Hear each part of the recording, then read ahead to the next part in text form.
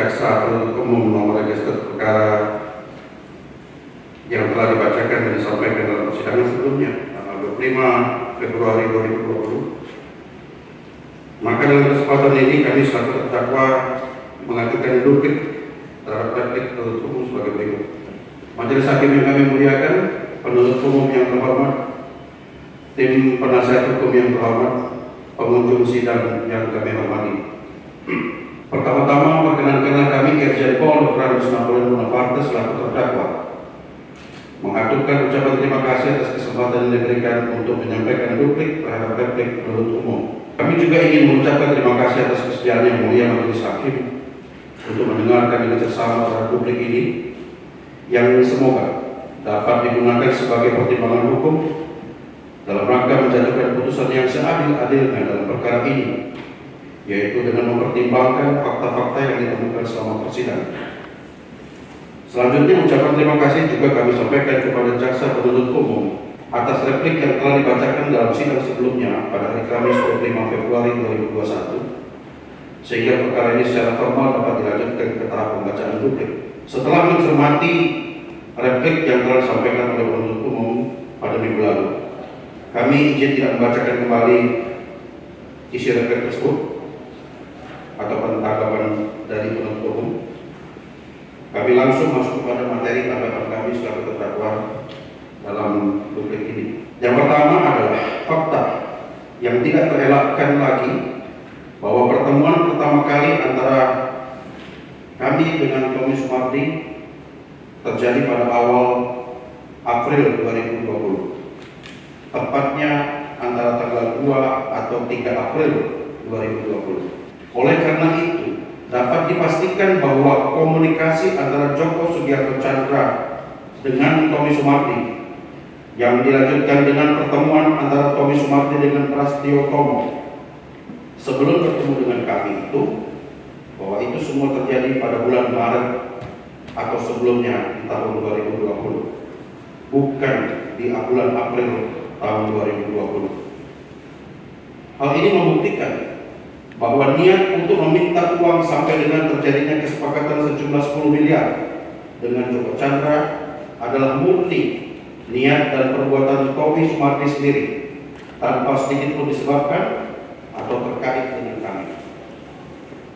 Kedua, permintaan bantuan dan kerjasama antara saudara Prasetyo Tomo dan Junjungan Cortes dalam pembuatan draft surat anak buntaran untuk keperluan Joko Tjandra melalui Tommy Sumardi telah terbukti melalui persidangan ini merupakan peristiwa yang terjadi tanpa sepengetahuan kami dan tidak pernah dilaporkan kepada kami selaku atasan dari Brigadir Junjungan Cortes.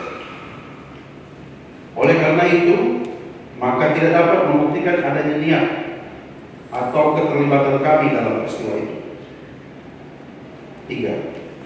Bahwa fakta hukum yang diuraikan oleh saudara Jaksa Penuntut Umum tentang peristiwa pada tanggal 16 April 2020, di mana kami meminta uang sejumlah 3 miliar, adalah berasal dari keterangan Tommy Sumardi saja dan tidak memiliki kekuatan pembuktian, sehingga tidak dapat membuktikan bahwa peristiwa tersebut telah terjadi. 4. Bahwa fakta yang diungkapkan oleh saudara penuntut umum tentang peristiwa pada tanggal 27 April 2020 sepenuhnya hanya bersumber dari keterangan Tommy Sumardi saja yang tidak memiliki kekuatan pembuktian, sehingga tidak dapat membuktikan bahwa peristiwa tersebut telah terjadi. 5. Uraian penuntut umum dalam replik tentang penyerahan uang kepada kami pada tanggal 28 April, 29 April, 4 Mei 2020 dan tanggal 5 Mei 2020 sepenuhnya hanya bersumber dari keterangan Tommy Sumardi saja yang tidak juga memiliki kekuatan pembuktian, sehingga tidak dapat membuktikan bahwa peristiwa tersebut telah terjadi. 6. Uraian penuntut umum di dalam replik bahwa telah terjadi penyerahan uang sejumlah 50.000 US dollar dari Brigjen Pol Prasetyo Tomo kepada kami pada tanggal 28 April 2020. Faktanya kembali hanya berdasarkan keterangan Tommy Sumardi saja yang berdiri sendiri dan tidak memiliki kekuatan pembuktian bahwa hal itu telah terjadi. 7. Uraian penuntut umum dalam replik bahwa pada tanggal 29 April 2020 kami memerintahkan Kombes Pol Tommy Arya Dwianto untuk membuat surat NCB Interpol nomor Pol B 1004 Romawi 2020 NCB Interpol B. Pada tanggal 4 Mei 2020 kami telah memerintah Kombes Pol Tommy Arya Dwianto untuk membuat surat NCB Interpol nomor B 1030 5 Romawi 2020 C. Bahwa pada tanggal 5 Mei kami telah memerintah Kombes Pol Tommy Arya Dwianto untuk membuat surat NCB Interpol nomor Pol B 1036 5 Romawi 2020 merupakan upaya penggiringan opini berdasarkan keterangan Kombes Pol Tommy Arya Dwianto saja yang berdiri sendiri dan tidak memiliki kekuatan pembuktian sehingga tidak dapat membuktikan bahwa peristiwa itu telah terjadi.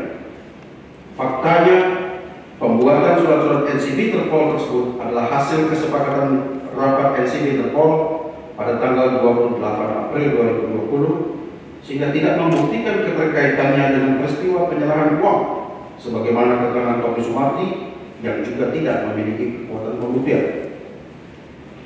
8.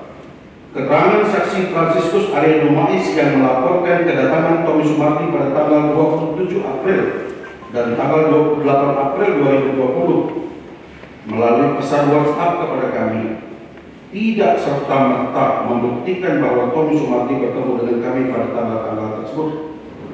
Karena faktanya, saksi Franciscus Arya Numais bahkan menerangkan dalam pengadilan ini bahwa walaupun Tommy Sumardi datang, namun tidak dapat menemui pada kedua tanggal tersebut. Seluruh bukti elektronik berupa rekaman CCTV yang ditunjukkan dalam persidangan dan digunakan oleh saksi-saksi, seluruhnya adalah rekaman CCTV di lantai 1 lobi gedung TNCC Mabes Polri yang hanya membuktikan keberadaan Tommy Sumardi, Brigjen Pol Prasetyo Tomo, Supiadi, dan Abdul Basir di gedung TNCC Mabes Polri, sehingga seluruh bukti elektronik tersebut tidak dapat diasumsikan sebagai bukti bahwa kami telah menerima uang dari Tommy Sumardi maupun Prasetyo Tomo. Dengan cara keputusan sidang cukup dan ditutup.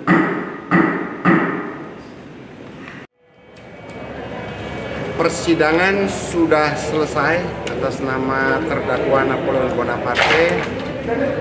Lalu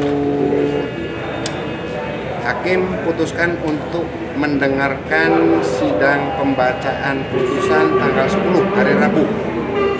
Jadi tanggal 10 hari Rabu karena semua rangkaian pemeriksaan dianggap cukup. Untuk rumah tahanan yang itu gimana? Nah, ini ada sedikit apa ya, saya bilang tragedi sih bukan. Hakim sudah mengabulkan permohonan perpindahan rumah tahanan dari Bareskrim ke Makobrimob. Iya. Yang melaksanakan penetapan itu adalah rekan-rekan kita dari Kejaksaan. Ketika rekan kita dibawa dari Bareskrim dibawa ke Makobrimob ternyata tidak diizinkan. Apa alasannya yang tahu jaksa sebagai eksekusi penetapan dan terdakwa. Dan itu kan ranahnya ke sana. Dan hari ini saya hanya mendapatkan laporan bahwa pemindahan itu gagal.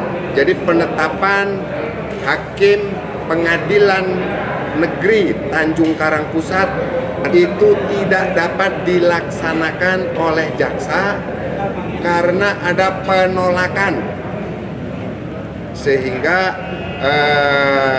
terdakwa kembali dimasukkan ke dalam rutan Bareskrim. Tanggal 10 Maret. Untuk putusan kita tidak ada persiapan khusus karena segala sesuatu menyangkut fakta persidangan sudah diuraikan dan sudah dibuka.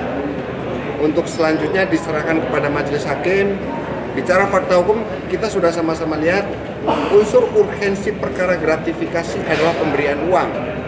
Tapi sampai dengan sidang ditutup dan menunggu putusan akhir dari hakim, itu barang bukti baik berupa uang, berupa transaksi dan semua ternyata tidak pernah diajukan dalam persidangan.